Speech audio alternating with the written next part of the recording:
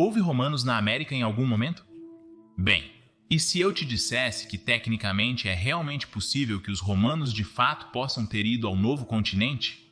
Você pode inicialmente dizer que isso é completamente impossível, mas me ouça porque acho que estamos falando de duas coisas diferentes aqui. Bem, quando digo que os romanos realmente podem ter estado no novo continente, você provavelmente está pensando nos romanos do primeiro e segundo século depois de Cristo, quando o Império Romano estava em seu auge. Você certamente está pensando em romanos vestindo a famosa armadura de batalha segmentada, a lorica segmentata, viajando pelo oceano em suas triremes. Teríamos então a fascinante imagem em nossas mentes de romanos em suas armaduras brilhantes, desembarcando no Novo Mundo e interagindo com os locais lá, talvez até trocando itens. Afinal, alguns itens estranhos foram encontrados nas Américas, como essa cabeça aqui, descoberta em 1933 e enterrada pelos astecas em 1510. A mão estava lá, intocada por mais de 400 anos, e mostra algumas características estilísticas romanas bastante notáveis, como eram comuns por volta de 200 d.C. Ou que tal o tesouro de moedas romanas datadas de 230 d.C. que foram encontradas em 1963 no rio Ohio, nos Estados Unidos da América? Bem, isso é certamente incrível, mas devemos ter cuidado aqui.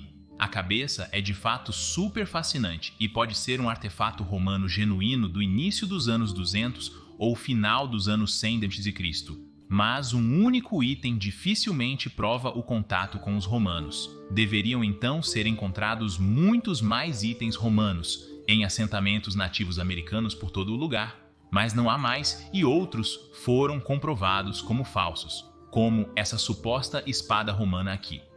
No caso das moedas, sim, descobriu-se que eram moedas romanas reais, mas isso não significa que os romanos realmente desembarcaram na América do Norte e chegaram até o rio Ohio.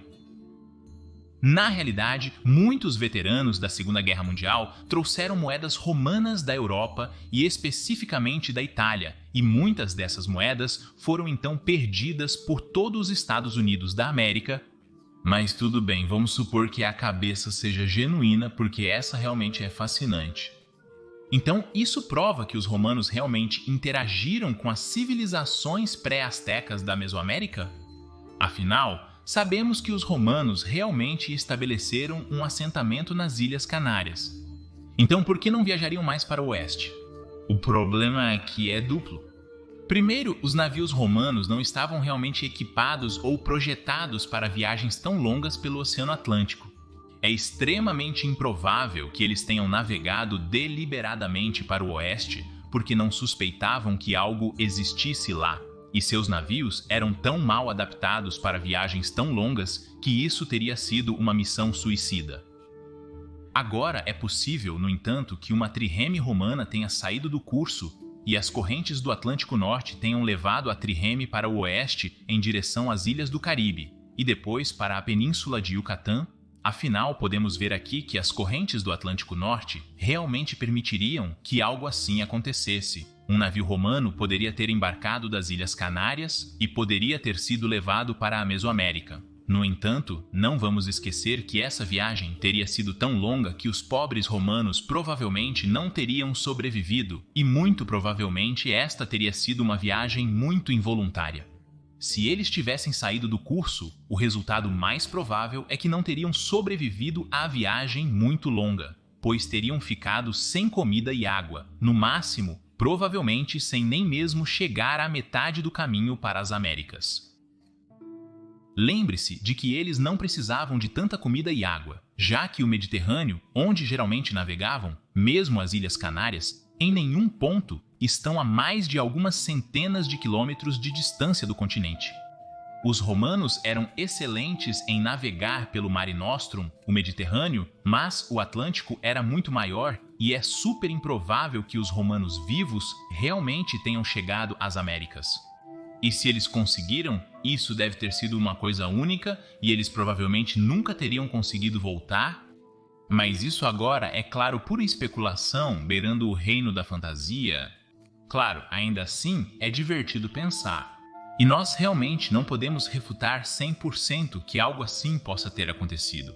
E claro, um desses romanos pode ter trazido essa cabeça consigo, que então foi mantida pelos pré-astecas por mais de 1000 anos, até ser enterrada em 1510, e depois redescoberta em 1933. Isso seria bastante insano se fosse verdade, no entanto. É mais provável que tenha sido encontrado pelas civilizações pré-astecas em um naufrágio romano, que teria sido levado até lá pelas correntes oceânicas sem romanos, ou apenas com romanos mortos a bordo. Então, eu quis dizer isso o tempo todo quando disse que os romanos realmente poderiam ter estado na América. Curiosamente, não, eu não quis dizer isso, eu estava falando sobre outra coisa. Eu realmente deveria trabalhar no comprimento das minhas introduções, porque eu realmente queria fazer um ponto completamente diferente, provando que os romanos realmente poderiam ter estado na América. Mas para isso, temos que pensar sobre o que romanos realmente significa. Que tipo de romano eu estava realmente falando? Bem, você certamente sabe que o Império Romano não terminou em 476 d.C. O Império Romano do Ocidente, sim, esse caiu, embora 476 d.C. seja muito contestado. E eu diria que a década de 540 é provavelmente uma data mais precisa para a queda do Império Romano do Ocidente. Mas, de qualquer forma, estou novamente divagando. Pelo amor de Deus, então vamos voltar ao ponto. Eu estava, claro, falando sobre o Império Romano do Oriente. E esse caiu muito depois do Império Romano do Ocidente.